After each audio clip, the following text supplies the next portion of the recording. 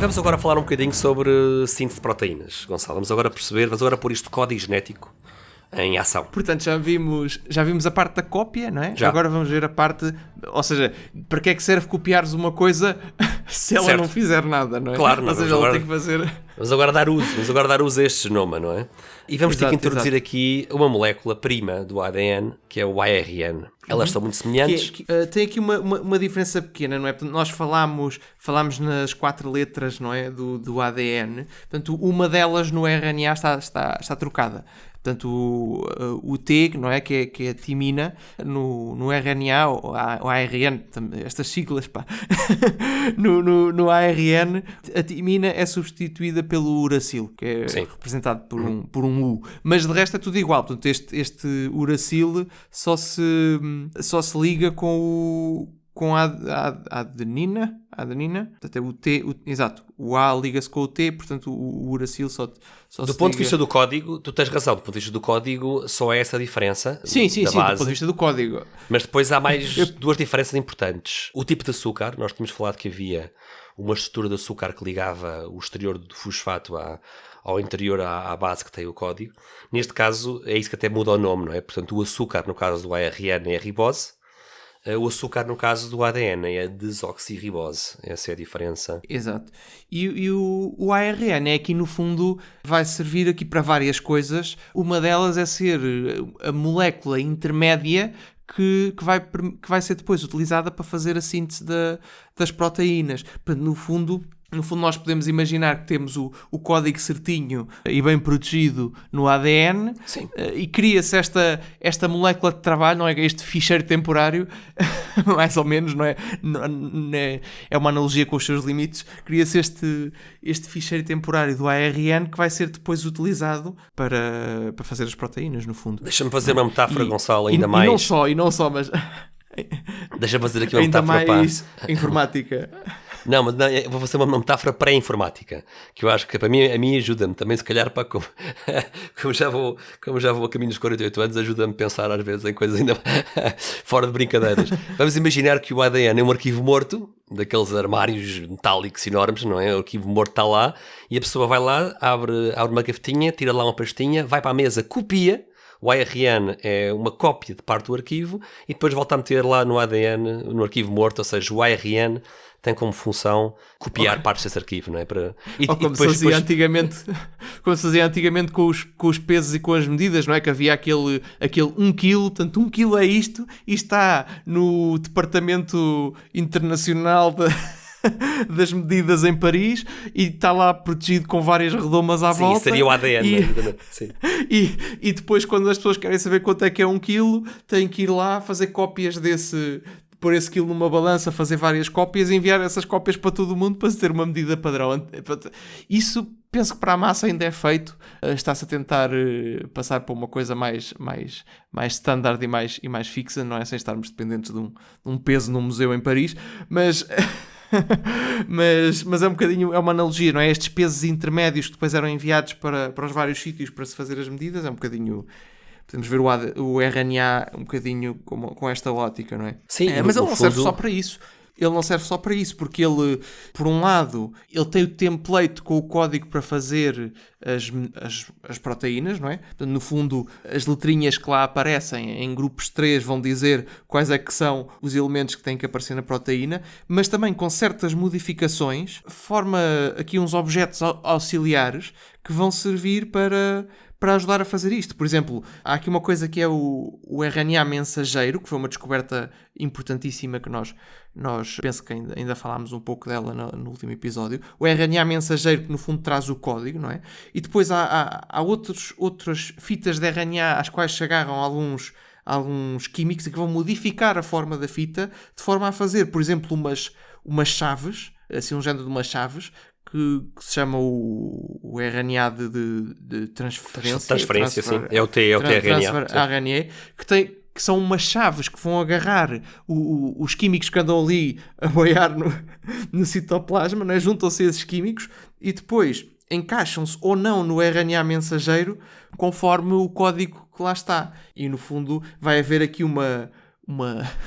assim um género de uma É uma linha fábrica de, é uma linha de montagem? Sim. É uma linha de montagem? É uma linha de montagem, é uma linha de montagem. Há aqui uma coisa que é a ribossoma, que se agarra numa ponta do RNA e depois vai apanha do RNA mensageiro, que é uma fita, e depois vai agarrando estas chaves do RNA de transferência que trazem com elas os bocadinhos da proteína que se está a formar e vê, ok, esta é o código que aqui está, então pega-se na proteína, nesse bocadinho nesse químico e junta-se à cadeia da proteína. Não é, vai-te embora, vem outra que seja a indicada. Isto vai acontecendo no interior da célula e vai-se formando proteínas através deste processo, pá, que é uma linha de montagem. Exatamente, isto Sim, incrível, a descrever, incrível.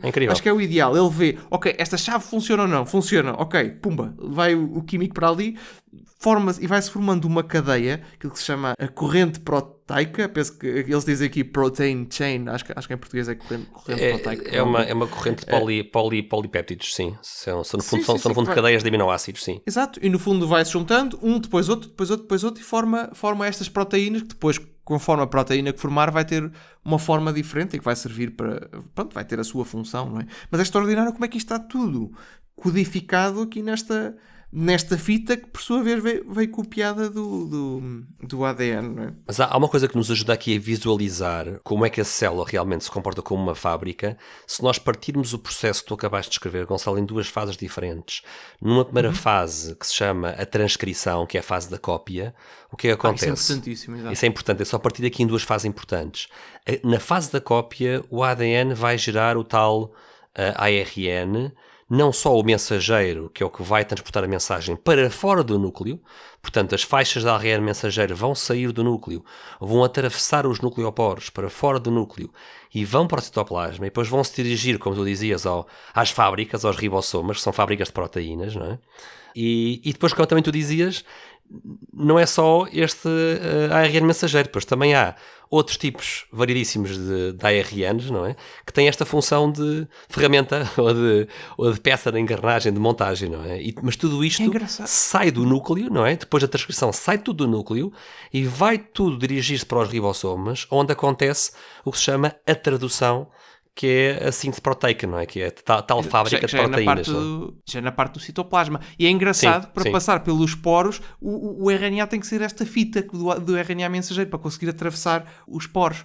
Depois as coisas que cá andam fora acabam por não ser fitas, não é? São coisas mais complexas, porque isto depois, como estávamos a dizer, os químicos agarram-se aqui e modificam a forma destas moléculas e depois já não vão conseguir atravessar os poros de volta. Portanto, isto no fundo vai proteger o que está no interior do núcleo daquilo que está a acontecer cá fora. É como o núcleo é só para ir lá. É o arquivo, é o arquivo central. Não é só, mas... É assim, pode não ser só para isto, não é? Atenção, não queremos estar aqui a simplificar. Mas a ideia com que ficamos aqui deste processo no geral é que vamos ao interior do núcleo e copiamos a informação. E depois de ter a informação copiada e que podemos usar para fazer coisas, atravessamos uma barreira que são aqui que é a barreira do núcleo, não é? Que tem estes poros, que é preciso ser uma fita fininha para atravessar. Claro, e depois cá fora então vai-se pegar nestas instruções e vai-se fazer as coisas. É engraçadíssima a maneira como isso sabes o que é que dá? A mim dá-me a ideia, no fundo, que, usando sempre metáforas, não é? Que é inevitável, ajuda-nos a ver as coisas, não é? Que o núcleo está assim a mandar assim uns recados, umas instruções no RNA mensageiro, que depois vão direitinhos a estas fábricas, aos ribossomas, e começam logo a trabalhar e a fabricar estas cadeias de aminoácidos, não é? Que depois vão permitir fazer o que nós precisamos. E já agora também perceber que nós, quando falamos de aminoácidos, nós estamos a falar na espécie humana de 20 aminoácidos. Portanto, quando eu estou a fazer uma proteína, que é uma cadeia, imaginem uma cadeia de contas, não é? As várias contas dessa cadeia, que é própria da proteína, as várias contas podem ser um de 20 aminoácidos. E tu há bocado estavas a explicar, Gonçalo, era aquele RNA de transferência que parece uma chave, não é? O que ela está a fazer é estar a colocar estas bolinhas, estas contas, não é? Na cadeia da proteína e está a colocar os aminoácidos que interessa colocar. Portanto, isto aqui é super interessante porque nós temos 4 bases ternárias, não é? 4 bases, o A, G e C, que vêm em ternos ou em tripletos. Exato, porque isto é sempre lido em grupos de 3. Sim, vem 3 a 3, não é? E as combinações destas 4 bases, o A, G e C, não é? No fundo, podem combinar entre elas 64 vezes, não é? Mas como elas vêm em tripletos, não é? Vêm aos 3, não é? Isto permite fabricar, através de um código, aliás, é isto que se chama o código genético, não é? Isto permite fabricar os tais 20 aminoácidos, não é? Portanto, Exato, o que é que estas 3 letras, o que é que esta combinação específica de 3 letras, a que é que isto corresponde em termos de aminoácido? Portanto, imagine uma tabela em que tem 3 letras e essas 3 letras depois vão produzir um aminoácido. É uma coisa absolutamente inacreditável. Absolutamente inacreditável. É um código. 4 letras em conjuntos de 3. Sim, é isso mesmo. Em conjuntos de 3, é isso mesmo. É isso mesmo. E depois é engraçado, porque tu vês o código e há um código que significa começar. e há começo outro de mensagem, código que significa, sim, início de mensagem. Depois há outro código que significa fim de mensagem. E lá pelo meio tens estes conjuntos de 3 letras que cada um codifica uma proteína. Portanto, no fundo, estas maquinetas estão ali, vêm início de mensagem, começam, na verdade aqui diz que começam um bocadinho antes do início, portanto ele deve ser, se calhar agarra-se um bocadinho antes, não sei. Portanto, ele começa um bocadinho antes da mensagem que diz inicia, começa a transcrever isto para uma proteína e depois aparece a mensagem de final e ela acaba um bocadinho depois. Mas é extraordinário como é que isto funciona. E tu podes ver ao mesmo tempo que, imagina que tu tens um código deste estilo e que tem início e depois tem uma série de letras e depois aparece outra coisa a dizer início. E depois só mais à frente é que aparece um final. Tu podes com o mesmo código codificar várias proteínas. Como se a maquineta se agarrar num destes inícios diferentes, tu podes, exatamente com a mesma secção do código, codificar várias proteínas, que é uma coisa... E deixa-me usar aqui, deixa-me ser aqui a voz de quem nos está a ouvir e que trabalha na área de software, como eu trabalho. E quem trabalha na área de software sabe que quando se está a enviar uma mensagem, é absolutamente essencial saber e acordar primeiro, antes de mais nada, ter um acordo em relação a qual é o código de começo e de fim da mensagem. É absolutamente crucial ter isso para fazer sentido a mensagem, não é? E há aqui um detalhe curioso que, apesar de haver 3 formas diferentes de terminar uma proteína, portanto, aliás, este palavrão que vamos introduzir aqui, que é o codão. O codão são estes tripletos de 3 letras. Portanto, há 3 formas de terminar. Podemos terminar a proteína ou a cadeia de aminoácidos com o AG, o AA ou o GA. E se tivermos um destes 3, o ribossoma sabe que terminou. E corta ali, não é? E acaba-se ali a proteína. Mas o começo é sempre o mesmo. Ou seja, o começo destas cadeias é sempre AUG. AUG é um tripleto, ou um codão, que codifica um aminoácido chamado metionina. E o que isto quer dizer é que todas as proteínas que nós fabricamos, todas, começam com metionina. Portanto, aquela cadeia de bolinhas, não é? Que é a proteína. O primeiro aminoácido é a metionina. Porquê? Porque o codão de começo é sempre AUG.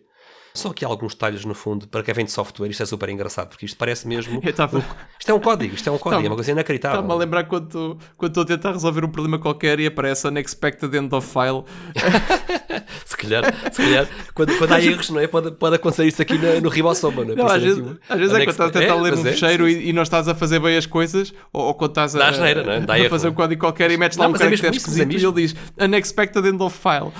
Mas é mesmo às isso, vezes é quando esquece de fechar um parênteses ou assim. É essencial que haja esta semântica, não é? Este contexto de a mensagem começou aqui, a mensagem acabou aqui. Isso é essencial.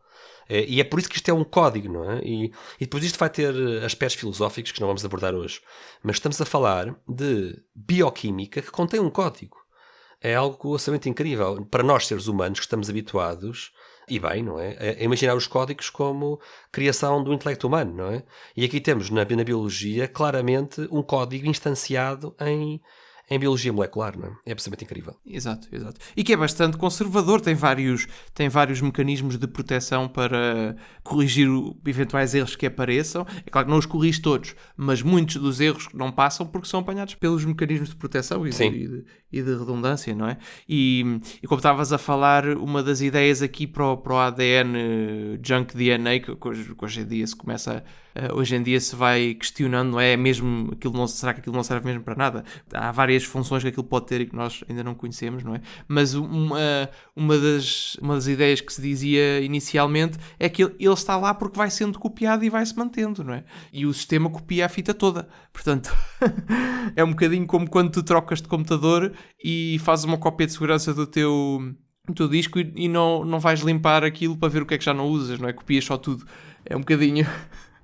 É um bocadinho uma coisa desse estilo. Se bem que, à semelhança desse caso, pode haver lá muitas coisas que têm uma função e que tu não sabes bem para que é que servem, por isso é que resolves mantê-la lá. Pois, exatamente. É sempre perigoso dizer isto não serve para nada, não é? Assim? Uma pessoa fica sempre um bocado nervosa quando vai... Apagar alguma coisa. coisa. Quando vou copiar uma coisa de um computador para o outro e penso, se calhar esta pasta posso apagá-la. Mas também posso precisar dela no futuro, não sei. Eu cá em casa, Gonçalo, é com parafusos. Sempre que me sobram parafusos de alguma coisa, eu guardo sempre os parafusos na caixa de ferramentas e há sempre aqui uma conversa típica com a minha mulher a dizer, mas porquê que essa... porquê guardar isso tudo? Não é? E um dia, nunca sabe, isto pode sempre dar jeito. E a verdade é que eu acabo sempre por utilizar coisas que supostamente não servem para nada, não é? Mas que ficam por lá armazenados. Mas já estamos a divagar. Já estamos a divagar. Exato. Eu já ia dizer que no outro dia se partiu o parafuso aqui do meu microfone. Mas pronto, enfim... Esses são mais pequeninos, são mais complicados, não é? Mas a verdade é que quando tu precisas de um parafuso, eu consigo quase sempre arranjar um parafuso para as mais diversas necessidades. Falando de parafuso e de chaves, também há aqui um número engraçado. Tu estavas a descrever ali o RNA de transferência, não é? Que é aquela chave que trabalha na engrenagem do ribossoma para montar a cadeia de aminoácidos. E quantas chaves é que há? Há cerca de 48 chaves diferentes, ou seja, há cerca de 48 variantes do RNA de transferência no ser humano. Ou seja, se nós imaginarmos o ribossoma como uma fábrica, uma linha de montagem, não é? Em que está a entrar uma fitinha de RNA mensageiro, não é? Estas 48 pecinhas estão-se a encaixar no ritmo certo, no sítio certo, e a trazer cada uma delas uma bolinha a bolinha certa de aminoácido, não é? Para criar a proteína. E, portanto, isto não é apenas um único tipo de chave, são 48 variantes diferentes de RNA de transferência. É uma coisa inacreditável, portanto é mesmo uma fábrica complexa este ribossoma. Sim, e que andam ali a flutuar e conforme a forma que tem, e se tem ou não o aminoácido lá agarrado, e se tem ou não a chave correspondente às próximas letras no RNA, são aceites, encaixam na ribossoma ou não. É incrível, é incrível. Olá a todos, esperemos que tenham gostado do excerto desta nossa conversa. Se quiserem ver o episódio completo, temos o link na descrição. E se gostam deste conteúdo, não se esqueçam de subscrever, pôr gosto e partilhar. Obrigado e até à próxima.